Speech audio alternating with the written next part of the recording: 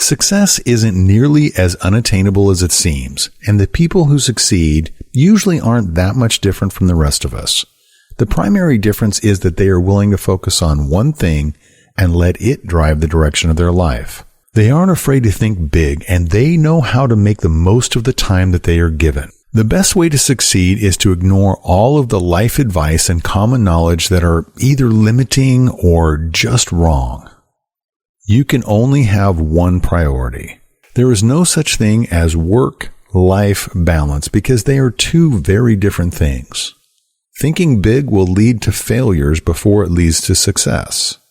Multitasking is just a faster way to fail at everything. Developing the right habits is a lot more effective than self-discipline. If you want to argue with any of these points, then you are listening to the right book to start trying to change the way you think. These ideas are backed by studies and research and are a much better way to map your success.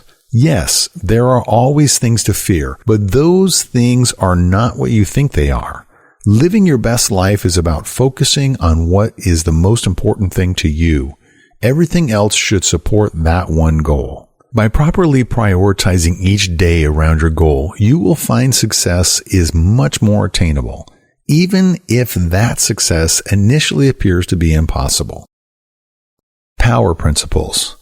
The way to success is about finding one thing that you are passionate about and that can drive you. You can find one thing in each of the important aspects of your life, but there should be one overreaching goal that you dedicate time to every day. Success is about being productive, not simply being busy. Success is reached through a sequence of much smaller successes that you accomplish over time, usually years of work. Think of success as a line of dominoes. When you knock over the first one, each domino is able to knock over a larger domino as the momentum increases.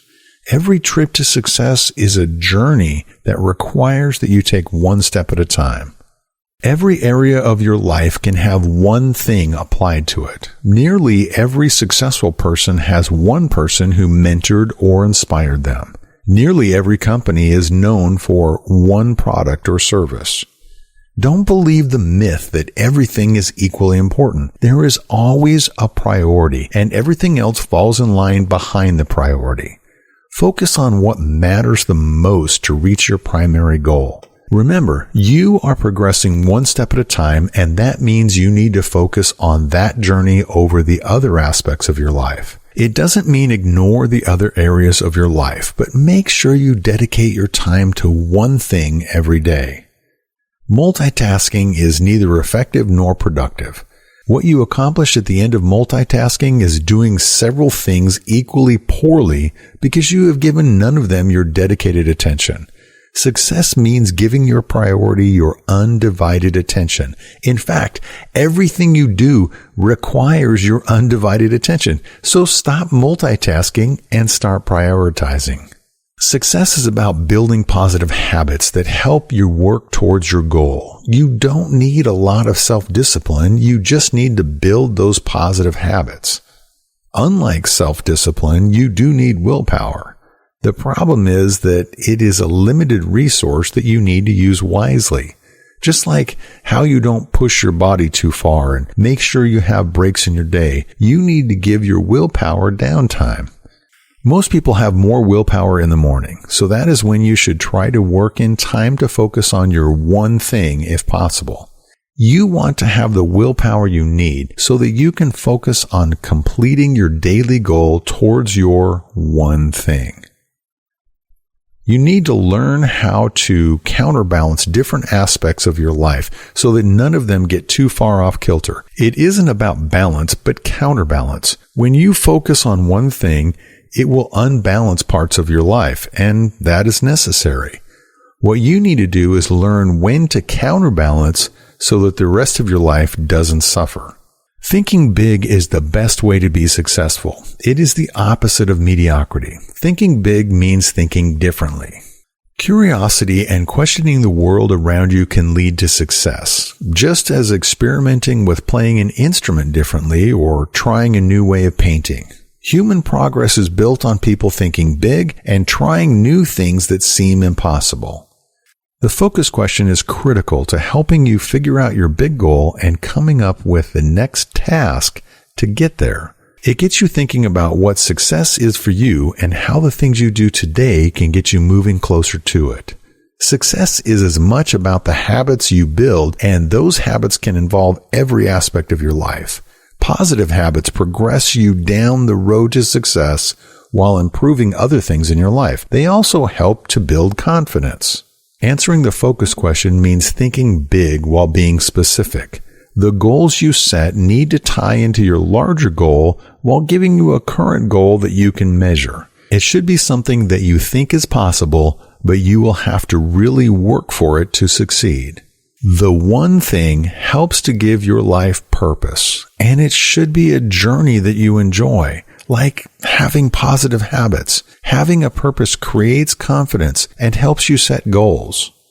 You can see how you are progressing, and that motivates you to keep going. It can help you in every area of your life too, as you know what you want to do and where you are going. There is only one thing that is most important. You can only have one priority. Until the 20th century, there wasn't a plural to the word, and that reflected how it was the ultimate thing on which a person should focus. To succeed in your one thing, you need to plan for both the long term and the short term, keeping that priority in mind over the course of every day. You will still do other things, but you want to make sure that you finish the one thing every day. If you have one thing in different aspects of your life, prioritize them and make sure that each of them is done in the order of how important they are. Time blocking is the tool that ensures you will always have time to complete your daily goal, and it means not allowing anything else to disturb your blocked time. You need to commit to 3 things to meet your goals. First, you need to work on becoming a master, which means realizing that there will always be ways to improve, no matter how much you learn. Second, look for ways to do things better, not just to the best of your abilities. This means looking for alternative ways to do stuff that will be more productive or effective. Finally, be accountable for what you do. The results are based on your actions, for better or worse. To improve, you have to accept the bad as well as the good and learn from where you went wrong or what has changed so that things don't work as expected. You need to avoid the 4 thieves that will rob your success. Saying yes to every request made of you will mean you never have the time necessary to succeed at anything, let alone your one thing. Chaos is inevitable. But that is why you have to learn to counterbalance. Your health is essential to success. The worse you feel physically or mentally because of neglect to your body will affect your ability to be successful. Unsupportive people and spaces will work against you, so you need to minimize them as much as possible. The journey to success should be something that you enjoy, not just the success at the end. To live the life you want, you have to make the most of every day and not to let any aspect that matters be neglected too much. Apply the one rule to all aspects of your life so that you don't regret the things that you didn't do. It's about focusing on a single goal. One of the reasons people today fail is because they are trying to succeed at doing many different things all at the same time. The more you divide your attention, the harder it is to succeed. There may not be a single key or answer because the solutions vary from one person to the next, so don't go looking for them. Instead of splitting your time over many different tasks and goals, focus on one aspect that you want to improve. We have all joked about having many top priorities, but actually we do attempt to make everything we do our top priority. If you look at your schedule and feel overwhelmed, that means you are overloading yourself, decreasing the odds that you will be successful in any aspect of your life. There is a current belief that to succeed, you have to be good at many things, and that a full schedule means you are busy working towards success. The problem with this way of thinking is that you are dividing your time between different tasks, which means that each task is only getting a fraction of your focus and time. With only 24 hours in a day, you have to prioritize in a way that is meaningful and in which you place your focus on one thing that is most important to you. Everything else should support that one goal. This is called going small. By focusing on what you should be doing instead of what you could be doing, you will be able to focus better to ensure that you are focused instead of having your time and thoughts divided by many different tasks. This applies to both your personal and professional life. Apply the one priority approach to any and every aspect of your life, and you will quickly see changes in how things are going. It will also make you feel a lot more relaxed because you will stop pressuring yourself to do it all at the same time. For all of us, there is one thing that is most important. Everything else should support that one most important thing. It's all connected. Even if they are low-tech, dominoes are absolutely fascinating. When set up properly, a nudge to a single domino can take down an entire network of dominoes. Even if you make the dominoes progressively bigger, that one little domino can still knock them all down with the smallest little push. That is basically your life. Everything is connected, and your network of tasks and responsibilities are just as precariously positioned as an intricate network of dominoes. For example, if you get sick with a mild fever that makes you stay at home, it affects everything else in your life. You have to be careful about who you expose to your illness at home, especially if you have kids. You have to let people at work know. You aren't able to focus on convalescing because you feel incredibly stressed about everything you are missing. All it takes is one little thing to complicate your life. However, it also works the other way. Keep in mind that dominoes are a toy, even if they are compared to things going wrong.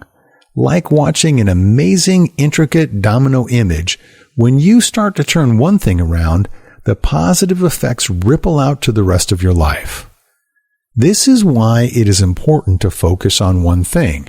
When you get it right, everything else will likely start to improve. You build on one success, creating a string of them. Just as you don't sit down to a piano and play Beethoven's Moonlight Sonata or become a rocket scientist in one day, you can't expect to succeed quickly.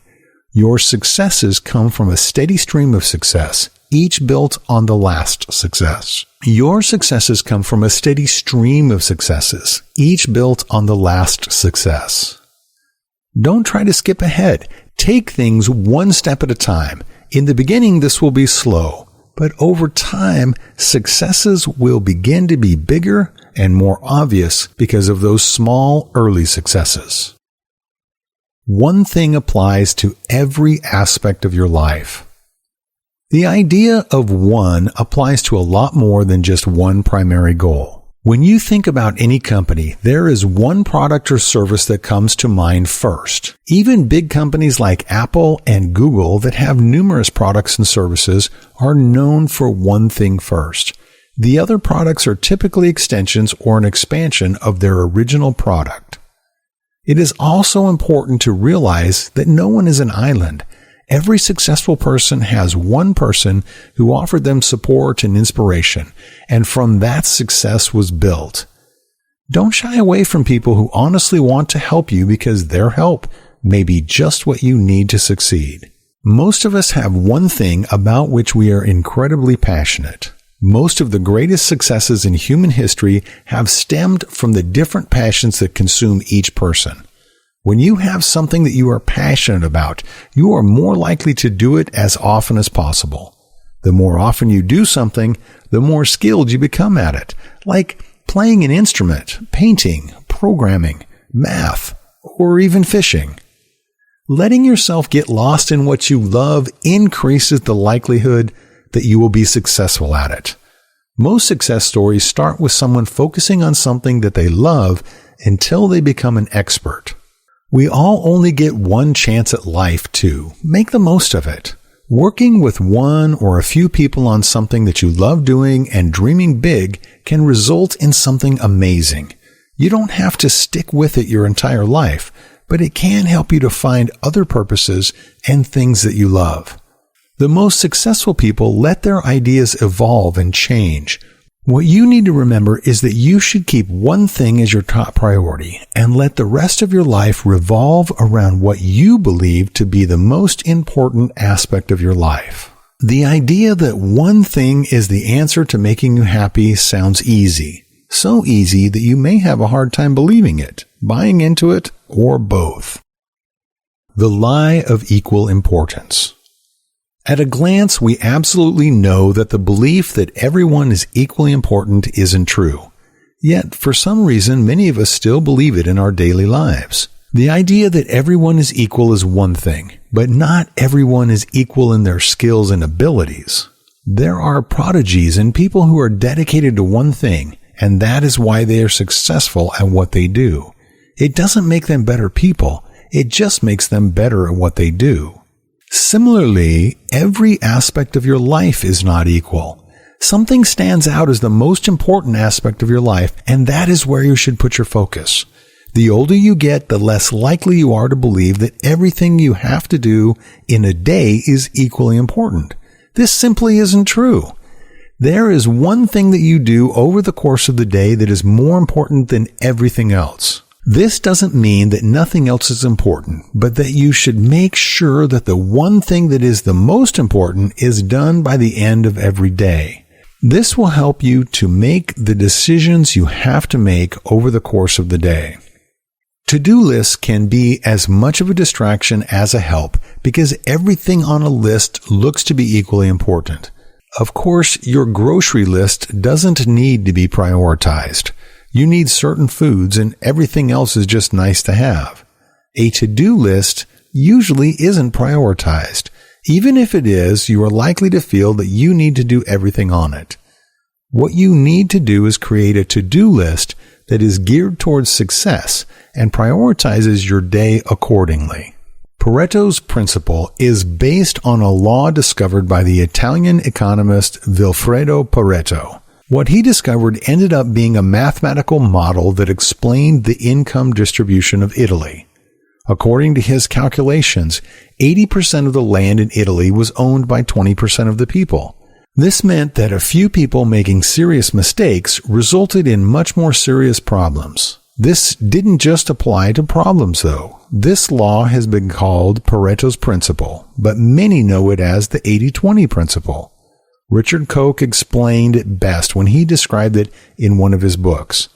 The 80-20 principle asserts that a minority of causes, inputs, or efforts usually lead to a majority of the results, outputs, or rewards. This is important because it illustrates that it isn't just negative effects that are included in the principle. This is what you need to use to help determine the priorities for your day. The largest chunk of your day should go to what is more important to you. It doesn't have to be 80-20, but more than 50% of your day should be dedicated to your highest priority. There are 4 keys to ensuring that you properly allocate your time and priorities to each day. Number 1, focus on being productive, not just being busy. If you only finish one thing, that is fine if it is your highest priority. Number 2, your top priority should be at the top of the list, and it should be the thing that you make sure is done by the end of each day. Number 3, don't let the list fill up. If you can't do something, say no to the person making the request or give them a later date for when it will be done. Number 4, you don't need to check everything off your list because the items are not equal. Don't put pressure on yourself to finish everything on the list. Your priority is the thing on your list that really matters to you. The lie of multitasking. Unfortunately, a lot of recognition goes to people who are thought to be good at multitasking. Multitasking isn't the positive thing that we think it is. The more you multitask, the more things won't do well.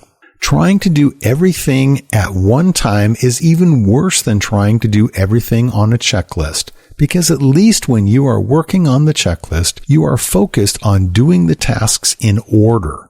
When you multitask, you aren't even giving your full attention. It just means that you can fail a lot more all at once. Putting multitasking on your resume seems like a good idea because of how it's valued in today's society. What it means in practice, though, is that you are good at being distracted and don't prioritize any one task over another. The term multitasking was coined to describe the way a computer works, not a person. By trying to do several things at once, most people are getting bad results at best and at worst, endangering others. Worst case scenarios of multitasking are texting and driving, but any multitasking is really bad in terms of the end product and reaching your goal. The human brain is an amazing thing, and there are certain things that you can do simultaneously, but that's because the tasks use different parts of your brain. For example, you can walk and talk at the same time while you are also breathing. This is because breathing is an automatic function that your brain does without thinking. Similarly, you can walk because it doesn't require more than the decision of which direction to go in. Your body knows how to walk without you thinking about it. Thinking is what requires the majority of your focus. When you try to do two things that require equal attention, you can't do either of them well. Your brain has to switch its focus between the two tasks. In the end, it will have taken you longer to complete both tasks, and neither of them will be as well done as if you had focused on just one or the other. There are 3 things to keep in mind about multitasking. Number 1, distractions happen, but that is not the same thing as intentionally distracting yourself by doing more than one thing at once. Number 2, trying to multitask increases the odds that you are going to make mistakes while making you feel more stressed. Number 3, your results aren't going to be as good as if you had focused on completing one task at a time. Self-discipline isn't what you think it is. What most people mistake for self-discipline is actually just several well-developed habits. Watching people who seem to have their life together, particularly famous or very successful people, may make you feel like those people have really learned how to control themselves. More often than not, these people have developed a few really good habits that have ensured their success. The example used in the book is Michael Phelps, who was diagnosed with ADHD when he was young. Today, he is the most decorated Olympian in history. He was able to achieve this by swimming every day. He didn't take Sunday off like everyone else. That meant that he had more than 50 additional training sessions between each Olympic appearance. Swimming every day didn't take discipline because it was his habit. All of his energy was put into what he wanted to accomplish. People have heard that it takes 6, 14, or some other short number of days to establish a habit. Studies have shown that it will take you 66 days before an action becomes a habit. This is where self-discipline comes into helping you succeed. You have to discipline yourself just long enough to form a habit. This is a lot less discipline than most people perceive it to be, but it does take a couple of months of making sure that you do something daily. After this point, the activity or activities will be automatic. Developing a single positive habit can help you reduce stress. It will make you less likely to spend money unnecessarily, eat better, and generally live healthier. It is well worth it to develop positive habits one at a time and to make them habits that work towards your one goal. Here are 3 primary takeaways on self-discipline. Number 1, focus on habits, not being self-disciplined. Number 2, work on one habit at a time. Remember, success doesn't happen all at once. It builds on earlier, smaller successes. Number 3, make sure you've developed the habit fully. It should be something that you barely even think about before you do it, once it has become a habit. To be safe, go beyond the recommended 66 days to ensure this routine. Will is a resource. You've probably noticed that you are able to get more done in the morning than in the evening. This is true for most people. It isn't a matter of you having less willpower than other people who are able to be as productive in the afternoon as they are in the morning. What they do is they budget their willpower. You should focus for an hour or two, then you give yourself a break and do something different for a little while so that your brain can have a break. When you exercise, you give your body a break. At the end of the day, you sleep. Obviously, you have to take breaks because you know that your ability to focus, exercise, or stay awake rely on limited resources. Yet, you think that you should be able to use your willpower at any time for any duration over the course of a day. This isn't how willpower works. It's a limited resource, like everything else. You have to budget your willpower so that you have some left at the end of the day.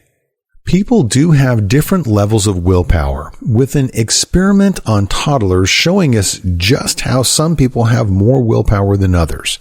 In the experiment, the toddlers were given a choice of 3 treats. They could eat one immediately, but then they were tested to determine if they were able to keep from eating one of the treats for 15 minutes while the researchers stepped out of the room. The toddlers who were able to wait the full 15 minutes before eating the treat ended up having greater success later in their lives. Since it is a limited resource, that is why it's best to focus on what is more important early in the day. This will make success more likely. Use your willpower when you need it, not for less important things over the course of the day. You can recharge your willpower by taking some downtime. This is particularly obvious with dieting. If you've ever found yourself binging in the evening after being good all day, it's because you used up your willpower. So when you need your willpower the most, it isn't there. Allow yourself to have a few things you want over the course of the day. Then at night, avoid junk foods or less healthy foods entirely. Another study shows how willpower is limited and competes with other cognitive functions. In this study, participants had to memorize either a 2-digit number or a 7-digit number.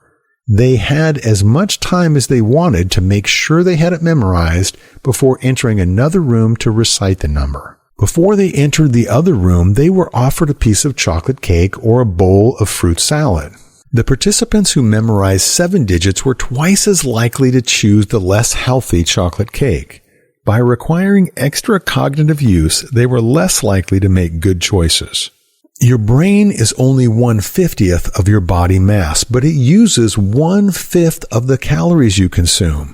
The parts of your brain that operate all automatic or basic functions, such as breathing or walking, get energy before the rest of your brain. This is why you don't entirely fall apart after a couple of days of unhealthy or limited eating. More complex cognitive functions happen in different areas of your brain, and those areas have to split up the energy not consumed by the more developed areas of your brain. This is why eating healthy is so very important to your cognitive abilities. Willpower is one of the more complex functions, so if you are eating well, you aren't going to have much willpower. Once we run out of willpower, we return to our default settings. This is when positive habits can help, and it is why you need to make sure to take some downtime to recharge your willpower. Be aware that when you are using willpower, you do it far more often than you think you do.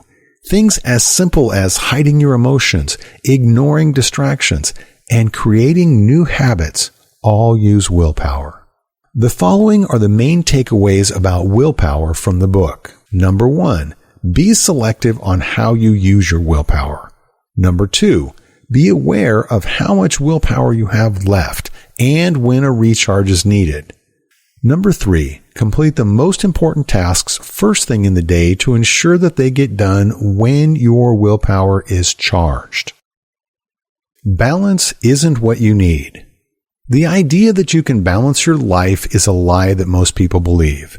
It is a more recent development in human thinking, because for thousands of years we simply weren't concerned with balancing different aspects of our lives. Life was simple, and survival was the primary purpose or goal. The idea that you had to establish a work-life balance didn't occur to anyone until the late 1980s when women entered the workforce in droves. Women were not only required to be good employees, but they were still responsible for the cooking, cleaning, and child rearing.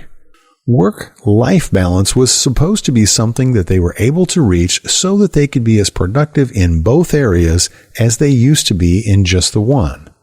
Obviously, it isn't possible, and over time, men began to be more responsible for taking care of things around the home. That was when it became something for everyone to worry about. But balance isn't the right goal.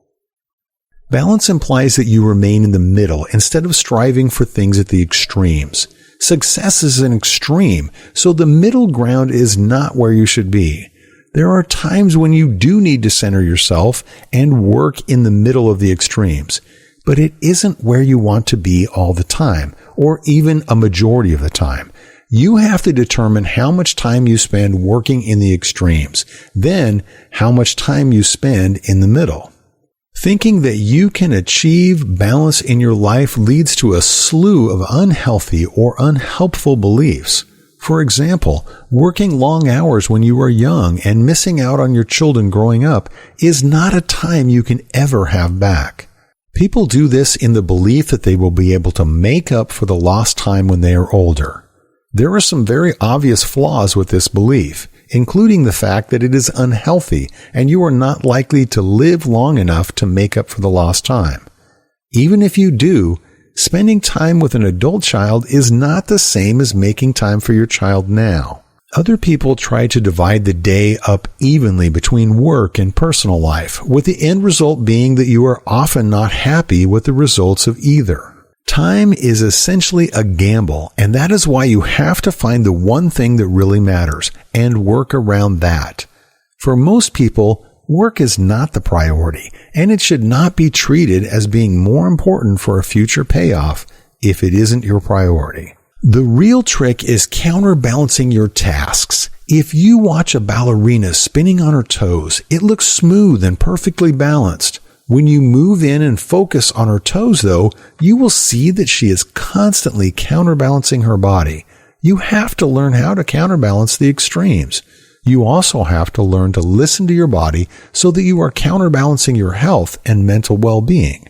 For example, studies have shown that people who regularly work more than 11 hours a day are at a much greater risk of heart disease. You need to make sure that you aren't entirely neglecting the other aspects of your lives and learn when you need to switch your focus. If you can provide the right level of focus to one task, you can move on to the other task without sacrificing it either. The key is in not worrying about what you are missing or haven't finished. Life balance tends to remain more centered because it requires constant counterbalancing. Work tends to swing to more extremes because tasks require more focus for longer periods of time. You should focus on one important thing at work at a time, but in your personal life, you probably have a lot of smaller tasks that also need to be done, but don't require as much focus. You still need to do them one at a time, but if you maintain your efforts, you won't have the kind of extremes as you do at work. What is important is making sure that your priority is always getting the greatest focus. Everything else gets whatever time you have left. Prioritize your personal life and pick one top priority. Then do the same for work. There should always be just one priority in both aspects of your life. The following are the main takeaways on life balance. Number 1. Divide your life into two buckets, life and work. Most counterbalancing is done within the buckets, not the two buckets against each other. Number 2. Work requires constant counterbalancing because it is the mastery of one particular thing. This will throw off everything else, such as emails, questions, and smaller tasks. You also need to learn when to counterbalance so that you don't entirely neglect these aspects. Number 3, the life bucket will require a lot more negotiation because there are many aspects to your personal life, not one overarching important skill. It requires you to remain aware and to constantly counterbalance these different aspects so that no one suffers significantly. Think big and set your path. People are often told to think smaller, aim lower, and focus on small things. This pretty much keeps you from achieving anything of significance. If you really want to succeed, you have to think big first. Human history is full of times when a person ignoring the norms or thinking big has changed the course of history. Nicholas Copernicus and Galileo Galilei thought well outside what was accepted about the world around them, and they tried to explain what they saw about the religious bias of the time. That is why we know that the Earth moves around the sun, and we have an equation for understanding velocity. Thinking small or setting a small long-term goal just means that you are unnecessarily limiting yourself. What that means is when you reach the limits you have set, you won't know where to go from there. Even worse, it is going to be a lot harder to break out of the narrow limits you set for yourself. Thinking big in the beginning, even planning for what seems impossible, means you will always have room to grow. It is best to aim for something that seems unattainable. 100 years ago, the idea of going to the moon was an impossibility. Today, it is taken for granted. Humans have progressed through aiming for the impossible. One of the main reasons why people aim small is to avoid failure. This simply creates unnecessary limits on yourself and ensures you won't succeed in a way that will make you feel satisfied. Live to your fullest potential by aiming big and striving toward it. Mistakes are inevitable, and failure is pretty much guaranteed on the way to success. Failure itself is a good thing because it teaches you things that you didn't know. It is only bad when you let it defeat you. Think of failures as life's version of lessons learned. Then use what you have learned to do it better. The following is what you need to remember about thinking big. Number 1, have one large goal. You will break it down into manageable chunks, but the end goal needs to be big, bordering on the impossible. Number 2, think about what you want to do, not how others define what you want to do. The reason that Picasso and Einstein succeeded on a large scale is because they did things that no one else had considered. They defined their own success or goals without reference to what others had done. Number 3, couple your big ideas with bold action. Big ideas don't go anywhere if you don't do anything about them, or if you are hesitant in your approach because you have doubts about yourself. Number 4, failure is a good thing, so don't let fear of it be the reason you don't try. Obviously, failure isn't your goal, but it's pretty much inevitable, especially in the beginning. Use it for what it is, a lesson on what doesn't work, then try again. Success stems from the right questions. Most of us have an idea of what we want, but we don't have a real hard goal. You can't start with something wishy-washy as your goal, so to put thinking big into action, you have to apply the focus question. This provides you with a lot more than an abstract goal. After asking the focus question, you can start to map your path forward and, most importantly, what your task should be. When people tell you not to put all your eggs in one basket, they are limiting you and forcing you to ask the wrong questions. Ignore that advice and pick that one important thing as the center of your goal. The first step is the most important one because it determines your direction. If it is a misstep, you aren't going to go the right direction. This is why it is essential to start with the focus question. By asking the right question, you can get the right answer that focuses you on how to attain your goal. The book states that the focus question is, what's the one thing that I can do such that by doing it, everything else will be easier or unnecessary? As simple as the question seems, the answer is going to be very complex and requires a lot of thought to reach it. However, it provides the right focus so that you think of both the big picture and the first step to get to your goal. Every choice you make should stem from this one question, guiding you through each step you take to reach your goal. It is the first domino and drives the dominoes that come next. Ask the question every day when you get up, so that each day is driven by reaching your goal. To understand how to use the question, you need to understand how it should make you consider the next step. The one thing gives you the focus, reminding you of the end goal, and reminds you that you need to take one step towards it. There is only one thing that comes next. You take one step at a time. So it needs to be a reasonable task that you can finish that day.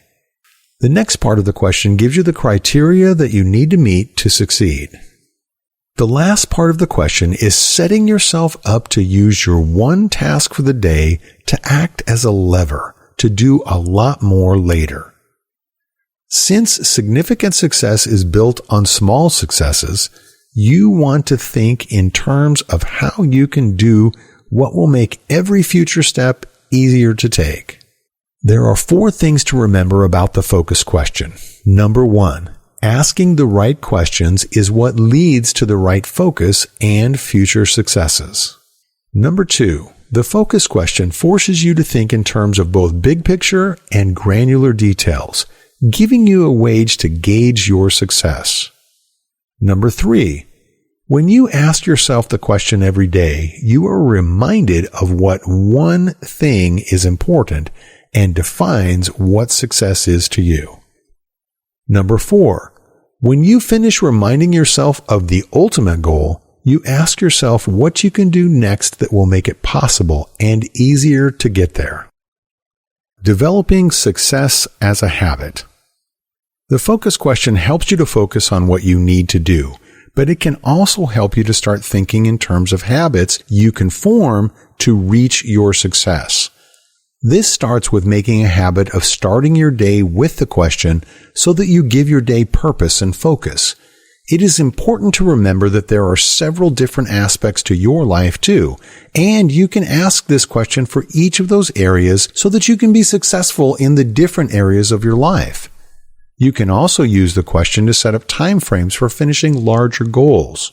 For example, if you want to learn a new language so you can move to another country in a couple of years, you should establish a daily habit of studying while also having goals for what you want to be able to do and when, such as being able to read a particular book or being able to watch a movie in the language without subtitles. You can do this for all of the important areas of your life: relationships, personal life goals, physical health, mental health, spiritual life, financial goals, professional life. Developing successful habits requires you to keep 5 things in mind. Number 1, you must believe and understand the concept of the one thing. Number 2, you must act on what you determine to be your next step based on the focusing question. Number 3, make asking the focus question a habit of every day. Number 4, remind yourself of your goal for the day periodically over the course of the day. Number 5, ask people to support you. It is easier to succeed when you have people joining you on your journey. It can also be a lot more enjoyable when you succeed with the help of others. Finding your answer. Asking a focused question gives you a much more useful answer than if you asked a generic question or a question that is too broad. The book posits that there are 4 types of questions. 1, big and broad. 2, small and broad. 3, small and specific. 4, big and specific. You want your question to be big and specific because it gives you an overarching goal and a time frame in which to do it. It also builds a metric by which you can determine your success. A great question will help you to find a great answer. The book identifies 3 types of answers. 1, doable, something easily within your reach. 2, a stretch, something you will have to work to do but won't require you to extend yourself beyond your comfort zone, even if it will take you to the ends of your abilities. Number 3, possible, something that is beyond what you think you can do easily. Most successful people find answers that fall into the third type because it forces them to constantly strive to do more and go beyond their limits. Real success means regularly leaving your comfort zone, which also means you are constantly growing your comfort zone. The answer to the focus question should have you looking for a new answer in the future. That means regularly researching the people who have come before you. Reinventing the wheel means having something that already exists. See what people before you have done. See what steps they took and what lessons they learned. Research will show you what the big problems are that you will face and how they have been resolved or what doesn't work so that you can more easily navigate those problems. When you consider the right answer for you, keep these 3 things in mind. Number 1, the answer should illuminate the big picture and provide specific goals. Number 2, aim to do what could be possible over what is already within your abilities.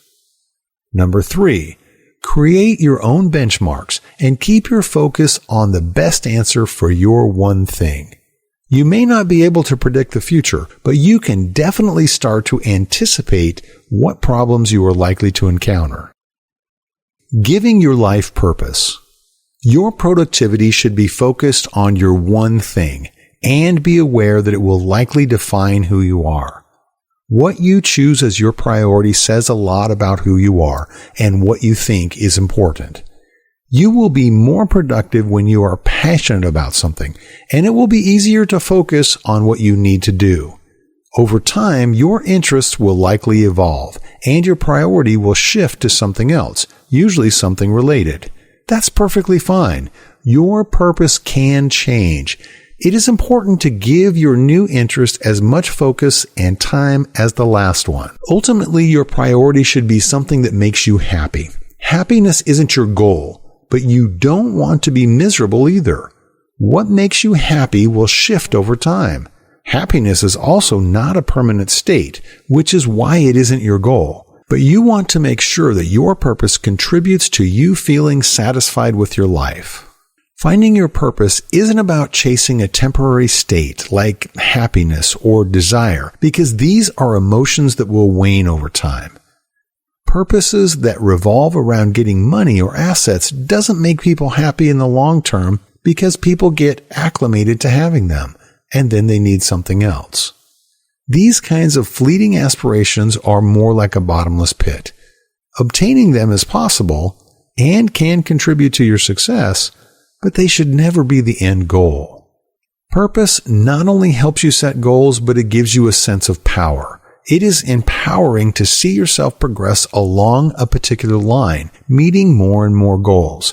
It can help you get through difficult times and bring your life together, kind of like an interesting type of superglue. When you are using the focus question, consider wording it this way to help determine your purpose.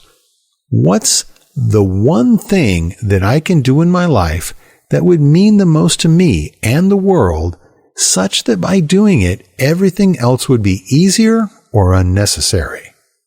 This will help you figure out what you want most. Number 1. Although it isn't your goal, happiness will happen when you do something you are passionate about. Number 2. Figure out what drives you to find your purpose. What are you excited about when you wake in the morning? Number 3. If you can't figure out what drives you or have several things you love, figure out what you would like to be remembered for doing. That will help give your life direction. You can only have one priority. That isn't a rule by which you have to live. It is because of the meaning of the word. It is Latin and means first. You can't have more than one first. It was only pluralized during the 20th century as people tried to show how busy they were. There is no plural of the word. You have a priority, just one. Keep that in mind, and it will be easier to focus on what matters in meeting your goals. To help yourself focus on your priority, you should set goals for now because everything that comes later will be based on what you do now.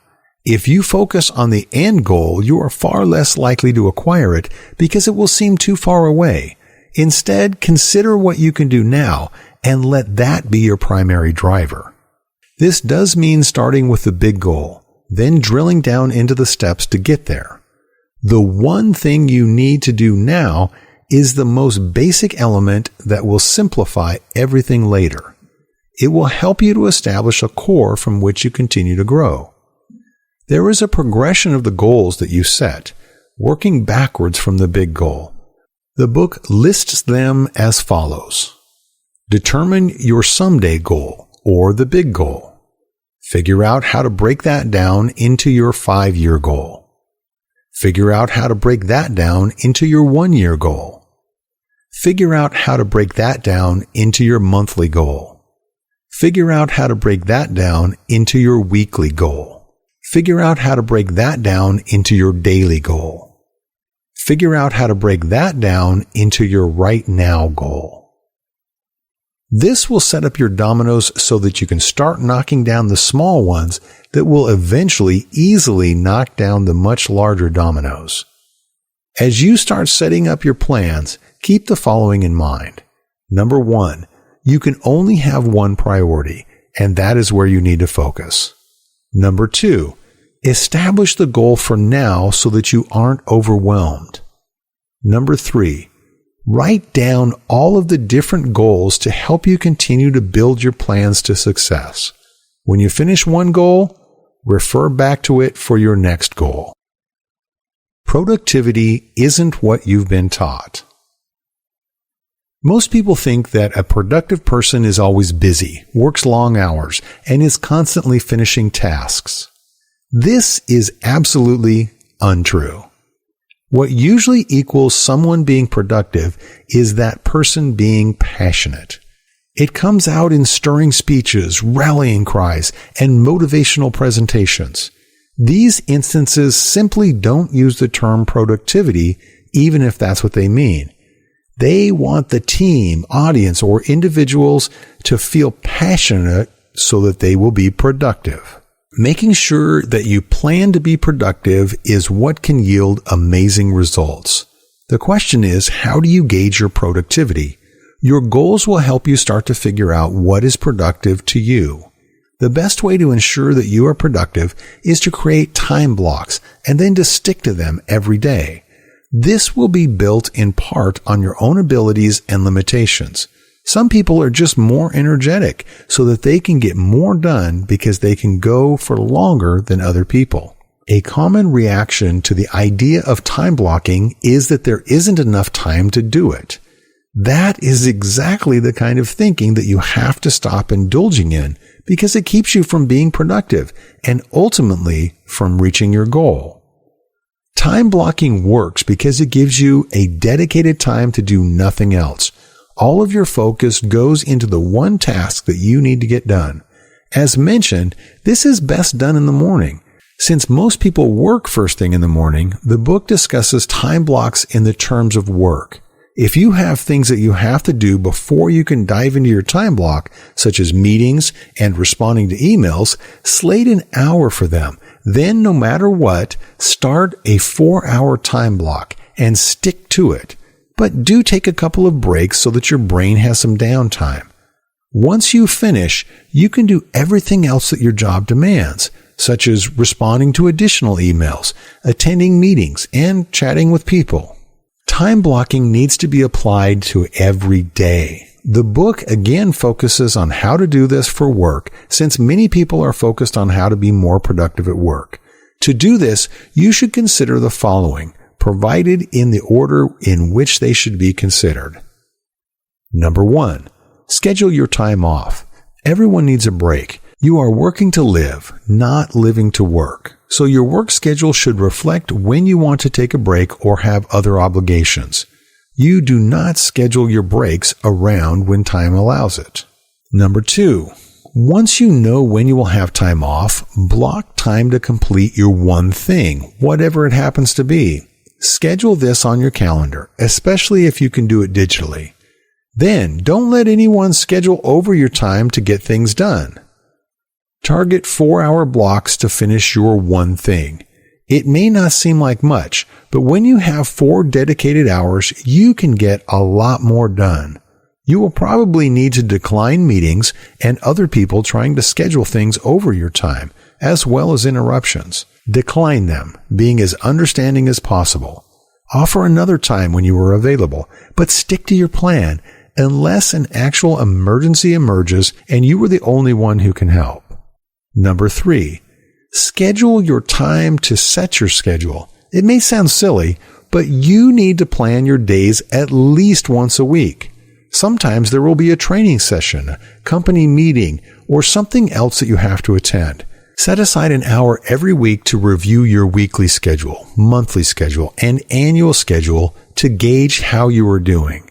As you finish your one thing for the day, mark it off on your calendar. This gives you a visual of your success and motivates you to keep going. The more X's you have on your calendar, the easier it is to keep your streak going. The most difficult thing is to protect your time block. People are going to interfere and demand your time. If you can, hide in an office or another room where people won't know to look for you. Mark yourself unavailable on your computer so that people cannot disturb you with instant messages. Get used to saying no and offering suggestions for when you can talk. Occasionally, you are going to need to allow an interruption, but most of the time, you can refuse to help until your one thing is done. Use the following ideas to help protect your time. Number 1, hide or find a bunker during your blocked out time. Number 2, have anything you might need readily available, such as supplies and snacks. Number 3, remove possible distractions such as your phone, email, and browser. Turn them off or shut them down so that you cannot be distracted. Number 4, see if there is anyone who can help you. Let your boss, project manager, or anyone likely to need you or to be a gateway to you know where you will be and that you need this time without interruption. Odds are they are going to want to support you so that you can be more productive. Committing to your one thing. Time blocking is the beginning of getting unbelievable results, but to be successful in making the most of the time requires that you commit to 3 things. Number 1, aim to be a master, realizing that in some ways you will always be an apprentice. Number 2, focus on being purposeful instead of entrepreneurial. Number 3, be accountable. The book calls it the path of mastery, and it means aiming to become a master of your one thing, knowing that the journey is what will make you a master. Masters know that they are never done learning. The journey to be a master is never done because there's always another facet to explore. Musicians know of the 10,000-hour rule, which means that you are adept when you've practiced for 10,000 hours. But that doesn't mean that there is no more room for growth. Master painters develop new types of art or follow a new path that others will explore and master later. You are in for many hours of work, yet there is always something to do. It is a dedication to what you love. Over time, you will become confident and your skills more pronounced, but there will always be room for growth. Most people think like an entrepreneur, focusing on getting something done. You should be focused on completing the tasks done in the best possible way. Instead of running at the wall over and over trying to break it down, look for ways to get through or around the wall. Don't simply accept your limitations, but push through them to succeed. There is usually another way to do something that removes those limitations. You just need to find them. When it comes to your one thing, there is no good enough. Being accountable means that you are in control. Your actions are what drove the results, so you should own them, then learn from them. Taking credit for good results and trying to distance yourself from the bad ones means that you won't be learning. Instead of claiming something is fated or allowing yourself to be a passenger in your own life, Be the one in charge. When you get feedback, figure out what you can do better or differently so that you can improve results. Once you get in the habit of constantly looking for ways to improve instead of excuses to not try harder, you will find that progress is a lot quicker and success easier to obtain. Most people work best when they have a coach, a mentor, or a partner who can help them assess their actions. The feedback from these people can help you find the best way to do something, not just the best you can do. Protection against the 4 success thieves. The book says there are 4 thieves that can prevent you from reaching your goals. Number 1, saying yes. Number 2, avoiding chaos. Number 3, failing to take care of your health. Number 4, an unsupportive environment. Saying yes instead of no all of the time has the same results as multitasking. You are giving inadequate time to any of the requests. You can't please everyone all of the time, so don't try. Make a point of saying when you need to focus. As mentioned in previous chapters, come up with other solutions and times to get things done. But don't drop what you are doing or overpromise. Saying no is more respectful than saying yes and then underperforming. Saying no also applies to yourself when you are trying to do too much. Managing your time means saying no more often than saying yes. A lot of people are uncomfortable with chaos, so avoid it. This is why you want to learn how to counterbalance. When you focus a lot on one thing, other things are going to become a bit chaotic. Albert Einstein best illustrated that innate fear of chaos by saying, "If a cluttered desk is a sign of a cluttered mind, of what then is an empty desk a sign?" To become a master, some things will get chaotic. In fact, it doesn't really matter how much you plan. Things will sometimes become chaotic. Perhaps you have children or parents who require constant attention. That doesn't mean you can't block out time. It means you need to find a solution. Perhaps you can block out your time later in the day or ask for assistance so that you can focus. Your parents will probably be willing to help where they can, and children can be given tasks that will help them keep occupied. Perhaps you have a partner or a friend who can help you. Then you can return the favor to them. There is always a way to block out time. If you keep arguing with excuses, you are siding with the excuses. Blocking out dedicated time will be easier for some people than others, but there is always a way. Your health is absolutely instrumental in reaching success. Everything you do is linked on how healthy you are, both physically and mentally.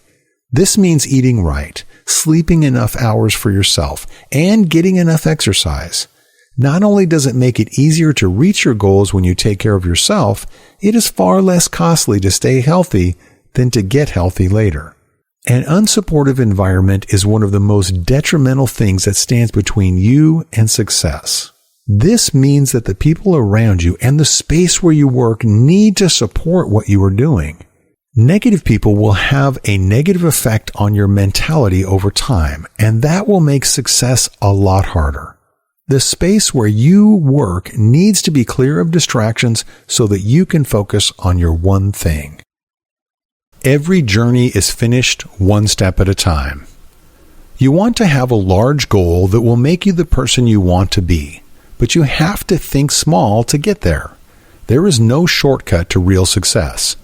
Every step you take makes the next one easier, just like the first day when you start jogging is almost always the hardest.